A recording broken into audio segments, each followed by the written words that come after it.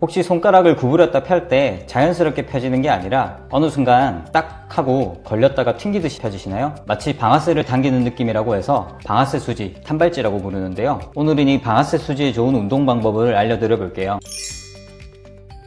안녕하세요, 조성원 원장입니다. 방아쇠 수지의 원인은 힘줄 쪽인데요. 우리 몸에는 이 힘줄이 정해진 위치와 경로를 이탈하지 않고 움직일 수 있도록 잡아주는 활차라는 구조물이 있어요. 그런데 활차가 힘줄을 너무 꽉 잡으면 힘줄이 아예 움직일 수 없기 때문에 느슨하게 잡고 있어요. 하지만 그래도 움직이다 보면 힘줄과 활차가 어쩔 수 없이 마찰을 일으킬 수밖에 없는 구조예요. 그래서 과사용 같은 원인으로 지속적인 마찰을 받다 보면 활차가 두꺼워질 수 있어요. 활차가 두꺼워지면 그만큼 안쪽의 공간도 차지하니까 느슨하게 잡고 있던 힘줄을 꽉 잡을 수밖에 없게 돼요. 볼펜이 힘줄이고 제 손이 활차라고 생각을 해봅시다. 힘줄의 위치를 고정하기 위해 활차가 힘줄을 잡고 있습니다. 그런데 느슨하게 잡아야지 힘줄이 움직일 수 있겠죠. 하지만 과사용으로 인해 활차가 두꺼워지면은 힘줄이 원래처럼 활차 속을 부드럽게 슬라이딩 하지 못하고 마찰이 커져서 일정 힘 이상 주어야지 움직일 수 있게 되는 거죠. 그래서 방아쇠 수지, 탄발찌 증상이 나타나게 되는 겁니다. 그럼 이럴 때 어떻게 하느냐? 핀 앤 스트레치 테크닉이라고 하는 게 있는데요. 근육의 유착 의심 부위를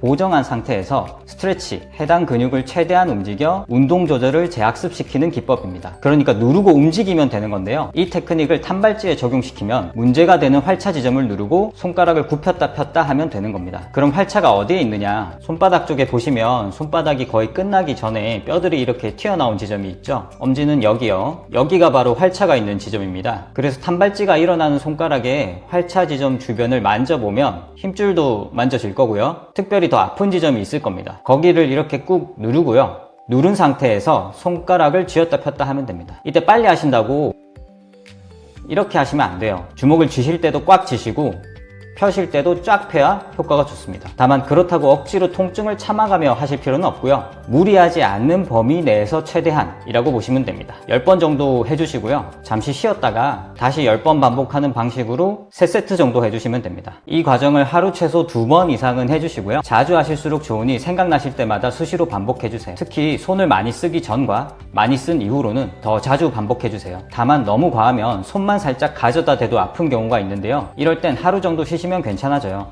그리고 다시 시작하실 때는 강도나 횟수를 조금 조절해 주시고요. 꾸준하게 루틴이 되어야 하기 때문인데요. 과사용이 가장 흔한 원인이라 직업병이 많아서 이 운동도 습관처럼 하셔야지 관리가 되거든요.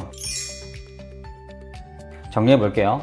첫 번째, 활차 찾기. 두 번째, 활차를 누르고 손가락을 구부렸다 폈다 반복하기. 쉽죠? 아주 간단한 기법이니까 꼭 한번 해보시기 바랍니다. 그럼 지금까지 원장 조성환이었습니다. 감사합니다.